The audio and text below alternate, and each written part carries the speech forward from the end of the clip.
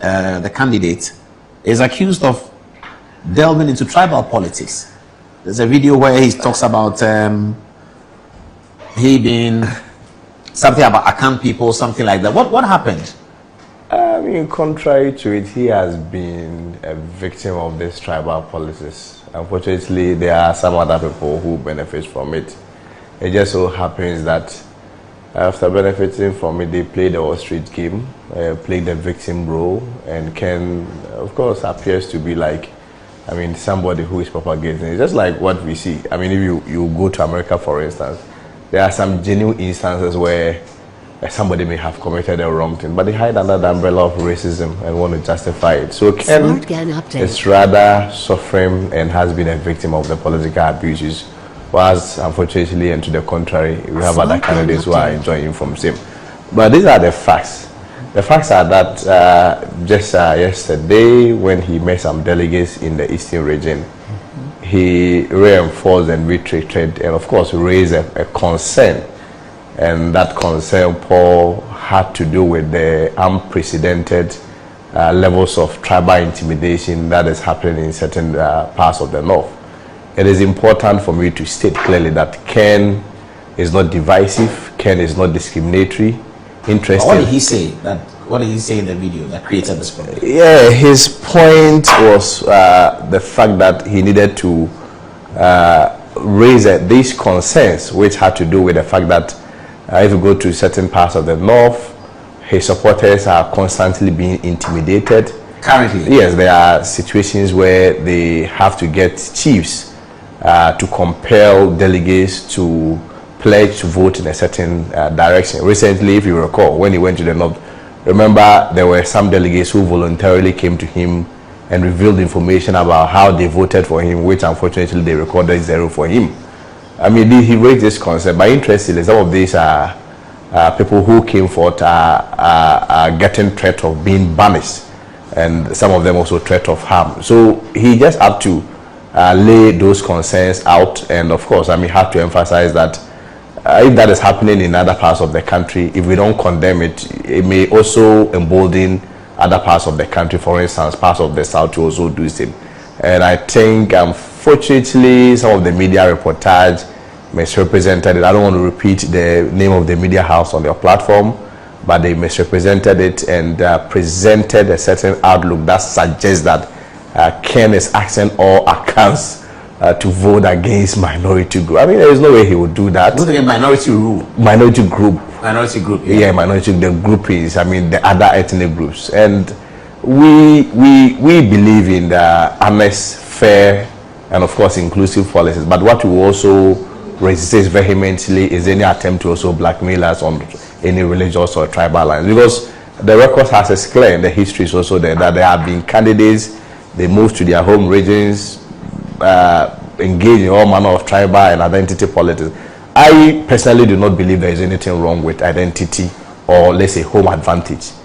I don't believe there is anything wrong with that. But from here, so yeah, vote from here. But when you propagate that and then play the ostrich game and then appear victim when you move to the other, your opponent's home region, that is where I feel it marks some form of hypocrisy and ought to be condemned. So, Paul, the emphasis has to be made on your show that Ken is not divisive.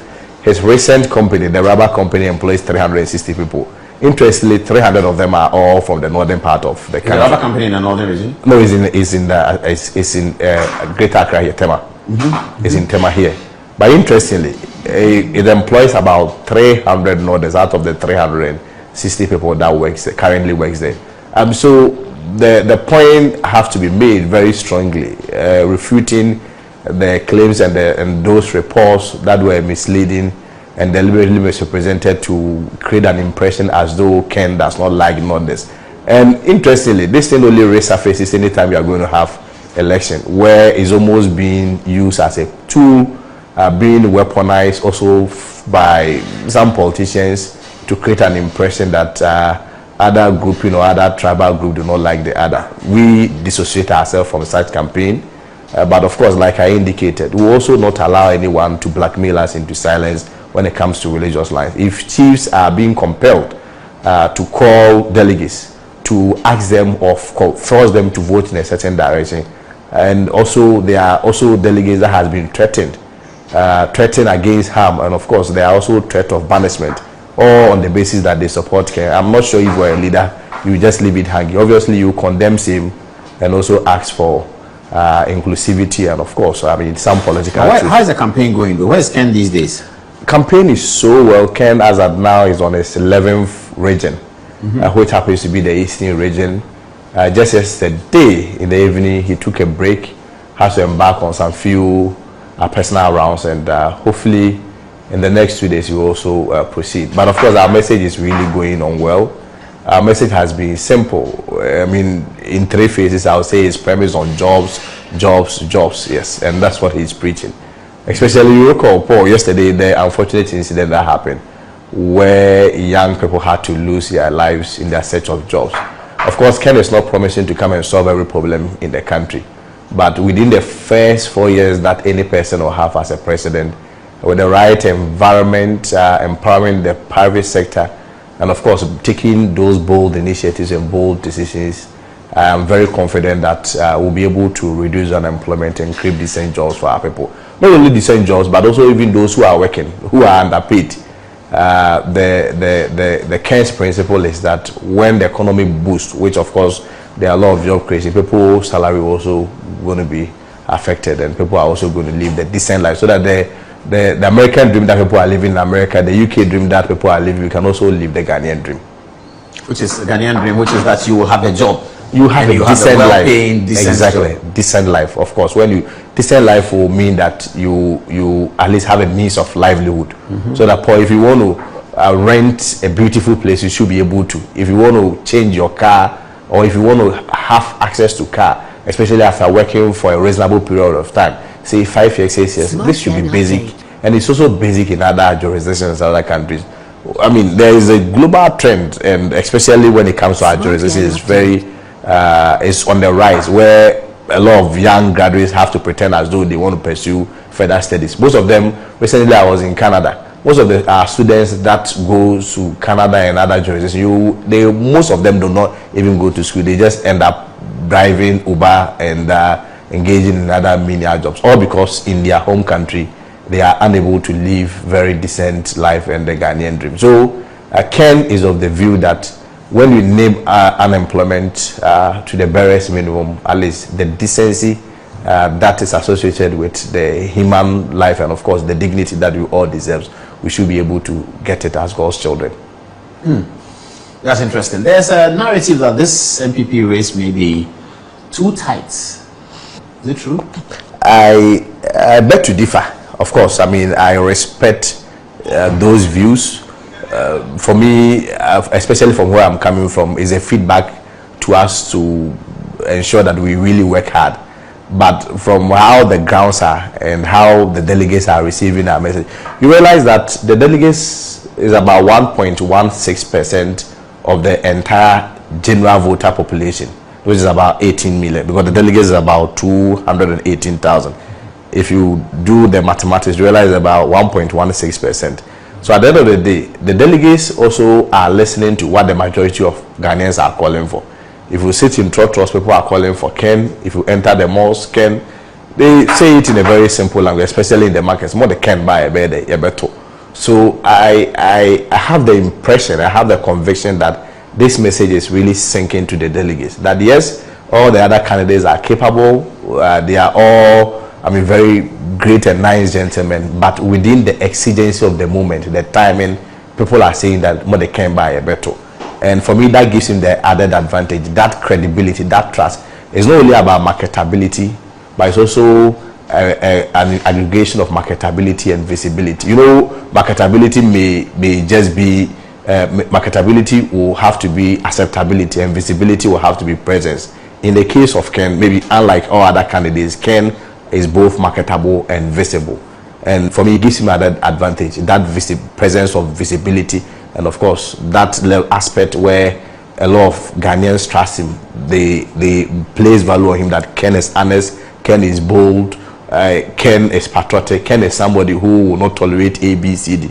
Especially at a time like where we believe that most of our challenges has always been issues of discipline. We need that leader who can make strong decisions. I believe strongly that Ken has another advantage. I don't see it as a tight race.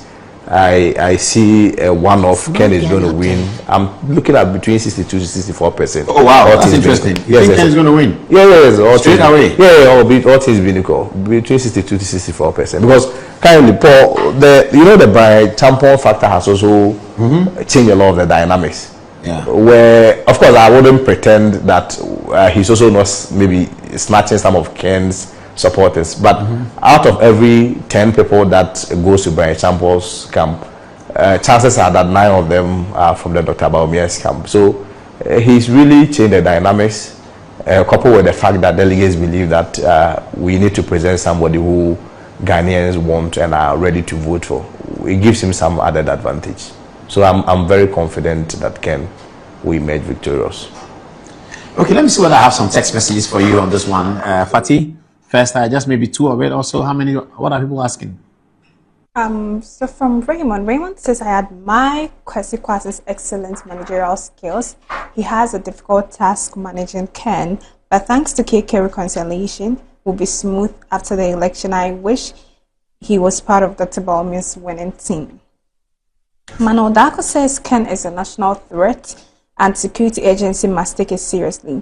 Whenever he gets the opportunity, he likes to play the tribal cards, justifying it by saying that others are doing it in the north, yet there is no video or audio to justify. He should tell us which chief exactly is calling people to threaten them and who in the north is exactly engaging in tribal politics. Coming from Gumzoya, he says, Paul, can you please play the video to shame this guy to deter others from following same way? Honorable Ken said it in the video.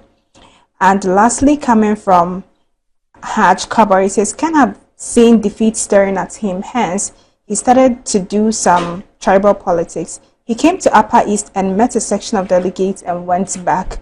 We, those remaining, are waiting for him to do whatever he wants to do. Anzaba. Okay, thank you very much, Fatih. Coming from Rio Maxby, he says, Kennedy Ejapon is on video to have threatened the central region in the last NPP presidential primaries. That if they have failed to vote for him, he will teach them a lesson. And lastly, from Dash Thinkon, he says, you people are not helping Anodi Kennedy Ejapon, You are standing at the back park and throwing stones onto the pitch, which is hurting your own leader. Over to you, Paul. Smart Gang update. Okay, thank you very much, Kwesi Kwarteng. Thank you for passing. So what will be your last word on the show? Yeah, our last word is that ultimately we need power. Update. So in a very respectful and humble way, we'll continue to appeal to the delegates. They are the kingmakers. That they should also listen to the concern of many Ghanaians and give Kennedy Ejapon the opportunity. We are very confident that when Ken is presented in 2028, he presents a very strong candidate and of course a very strong force that we are confident that he will win as power in 2028. How's your boss, Osaya Oduchum, doing? He's fine. It's been long. I heard from him personally, because of the campaign, he's busy from his end. And also with Ken's campaign, I'm also busy from that end. But I mean, there are some times that I take a peep of his campaign. Recently, I think he gave a jab to Dr. Bawumia. I followed on the back and forth. So I've been following. He's doing well. Okay. I'm sure there will be occasion enough for us to discuss on this program with the spokespersons of the various candidates who's going to win, who's